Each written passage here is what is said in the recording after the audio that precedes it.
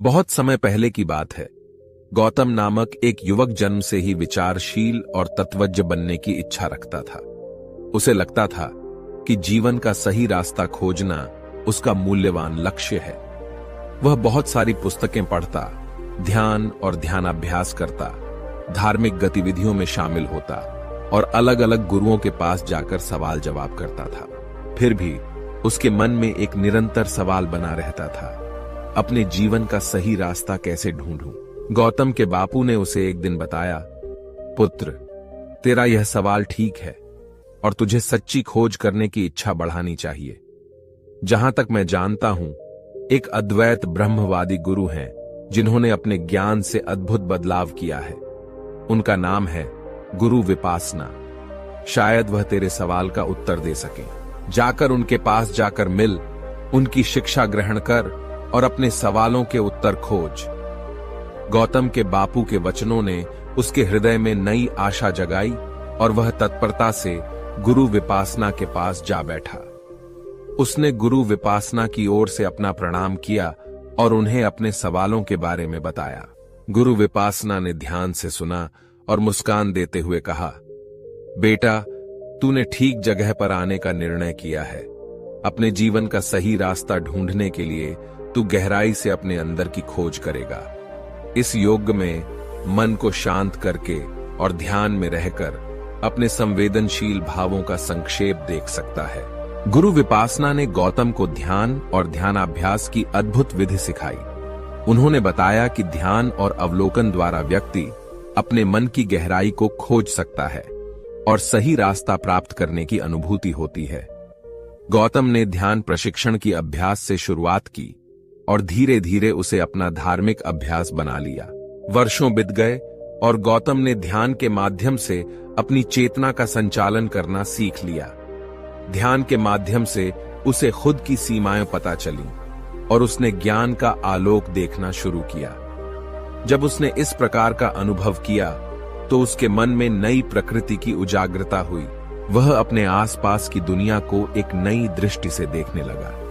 उसके अंदर एक अद्वैत और संतुलन की अनुभूति हो गई। एक दिन गौतम ने गुरु विपासना के सामर्थ्य के बारे में पूछा, गुरुजी, क्या मैं इस ध्यान की मदद से अपने जीवन का सही रास्ता खोज सकता हूं?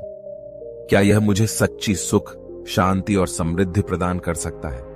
गुरु विपासना ने गौतम को ध्यान और बोध के महत्व के बारे में बताया। बेटा, ध्यान का महत्व अपार है।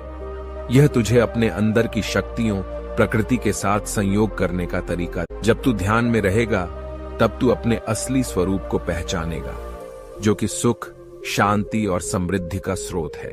ध्यान के माध्यम से तू अपने आप को संतुलित और संयमित बनाएगा, जो कि सही रास्ता है। गौतम ने अपनी गुरु की बात समझी और अब उसे और गहराई से ध्यान करने की इच्छा हुई। वह ध्यान की सच्ची प्रभावशीलता को जानना चाहता था और अपने जीवन के सभी पहलुओं को ध्यान से निरीक्षण करना चाहता था। गौतम ने अपने अंदर के शांति और स्थिरता की खोज में एक वन में विचारशील एकांत में समय बिताना शुरू किया।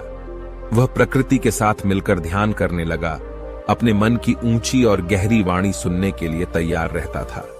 साथ ही वह अपने आसपास की जगहों, मानव और प्रकृति के साथ संबंधों को भी ध्यान देने लगा। उसने सभी तत्वों को विश्लेषण किया, धर्म, नीति, संगठन, समाज, विज्ञान और आत्मा के मुद्दों का समीक्षण किया। ध्यान और अवलोकन के माध्यम से उसे अपने जीवन का सही रास्ता ढूंढने की सामर्थ्य मिली। एक दिन जब गौतम ध्यान के साथ वन में चल रहा था, उसे एक सन्यासी मिला। यह सन्यासी बहुत उज्ज्वलता और आत्मिक तेज से भरा हुआ था। उसने गौतम को देखते ही अपना हाथ बढ़ाते हुए कहा, ब्रह्मचारी, तू एक खोज कर रहा है, क्या मैं तुझे मदद कर सकता हूं? गौतम ने आदरपूर्वक हाथ जोड़कर कहा, प्रणाम महात्मा, मैं अपने जीवन का सही रास्ता ढूंढने के लिए यहां ध्यान कर रहा हूं, कृपया मेरी सहायता कीजिए। सन्यासी ने अपना आदर्शित वक्तव्य सुनाते हुए कहा, बेटा, तू सही रास्ता खोजने की इच्छा रखता है और तूने इसके लिए सबसे महत्वपूर्ण चरण को पूरा किया है, अपने अंदर की खोज की। लेकिन सही रास्ता ढूंढने के लिए तू अपनी नजर बाहर भी रखनी होगी। दुनिया के अन्य लोगों के साथ व्यक्तिगत और सामाजिक संबंधों में, तात्कालिक परिस्थितियों में और अनुभवों के माध्यम से तू और भी अधिक सीख सकता है। इस प्रकार तू अपने अंदर की खोज को बाहरी दुनिया में भी जारी रखेगा। गौतम ने सन्यासी के वचनों को गहराई से समझा और उन्हें अपने हृदय में स्थान दिया। उसने अपनी साधना को विस्तार दिया और अपनी अंतर्दृष्टि को बाहरी दुनिया के साथ समन्वयित किया। वह सन्यासी के गुरुत्वाकर्षण में आकर्षित हो गया और सन्यासी के साथ गुरु शिष्य संबंध स्थापित करने का निर्णय लिया। गौतम और सन्यासी ने एक विश्रामदायक स्थान पर विचार विनय शिविर आयोजित किया, जहां वे लोगों को ध्यान और बोध की महत्वपूर्णता के बारे में बताने और सिखाने के लिए एकत्र हुए। समय बिताते हुए गौतम ने ध्यान के महत्व के बारे में भाषण दिया, विचारों को विस्तार से समझाया और सभी को उनके अंदर की खोज करने के लिए प्रेरित किया। लोग गौतम के वचनों में प्रवृत्त हो गए और वे ध्यान की प्रक्रिया में शामिल हो गए। वर्षों बाद गौतम के पास एक बड़ा शिष्यावृत्ति हो गई थी। उनके शिष्यों की संख्या बढ़ गई थी और उन्होंने अपने उपदेश को पूरी दुनिया में फैलाने का निर्णय लिया। गौतम और उनके शिष्य ने यात्रा शुरू की और अपने उपदेशों को सभी के समक्ष प्रस्तुत किया। उनकी सोच, उनके ज्ञान और ध्यान की शक्ति लोगों को प्रभावित करने लगी और उन्होंने उन्हें उज्जवल जीवन जीने का मार्ग दिखाया। एक बार गौतम अपने शिष्यों के साथ यात्रा कर रहे थे जब उन्होंने एक गांव में रुका। उस गांव में एक युवक रहता था जो बहुत उदास और असंतुष्ट दिखाई देता था। गौतम ने उसे पास बुलाया और पूछा, मित्र, तुम इतना उदास क्यों हो? युवक ने कहा, ओ स्वामी, मैं अपने जीवन का सही रास्ता ढूंढने में विफल हो गया हूं। मुझे नहीं पता कि मैं क्या करूं। मेरा जीवन अर्थहीन हो गया है। गौतम ने मुस्कान देते हुए कहा, मित्र, अपने जीवन का सही रास्ता ढूंढने के लिए तुम्हें अपने अंदर की खोज करनी चाहिए। ध्यान का मार्ग पक्का करो और अपने आप को संयमित करो। सब्र और त्याग के साथ अपने कर्मों में लगो और सही दिशा में चलो। जब तुम अपने अंदर का स्वरूप समझोगे तब तुम्हें सही रास्ता दिखाई देगा।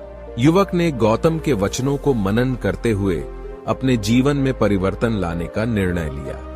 वह गौतम के साथ रहने लगा और ध्यान के बारे में गहराई से सीखा। समय के साथ उसकी आंखों में ज्ञान की ज्योति जगमगाने लगी और वह आत्मसमर्पण और आत्मविश्वास के साथ अपने जीवन को जीने लगा। गौतम और उसके शिष्यों का प्रभाव इतना महत्वपूर्ण हो गया कि उन्होंने लोगों की जिंदगी में बहुत सारे बदलाव लाए। उनके उपदेशों ने लोगों को उच्चतम आनंद, शांति और आत्मसमर्पण की प्राप्ति के लिए प्रेरित किया। गौतम के पास लोग अपनी समस्याओं, दुखों और संशयों के साथ आते और उनकी मदद और मार्गदर्शन के लिए प्रार्थना करते। गौतम ने अपने जीवन के दौरान कठिनाइयों और परीक्षणों का सामना किया, लेकिन उन्होंने हमेशा धैर्य और निस्वार्थ भाव से सामना किया। वह अपनी विचारधारा और सद्विचारों के माध्यम से लोगों को समझाते रहे और उन्हें जीवन के विभिन्न पहलुओं का समाधान ढूंढने में मदद की। गौतम बुद्ध ने अपने जीवन के माध्यम से दुनिया को यह सिखाया कि अपने जीवन का सही रास्ता ढूंढने के लिए हमें अपने अंदर की खोज करनी चाहिए। हमें अपने ध्यान को साकार करना चाहिए, स्वयं को प्रशांति और संयम के मार्ग में स्थान देना चाहिए और अपने कर्मों को सही दिशा में चलने के लिए नियमित रूप से अभ्यास करना चाहिए। यह सब हमें अंतर्निहित शांति, आनंद और सच्ची सुखी जिंदगी की प्राप्ति में मदद करेगा।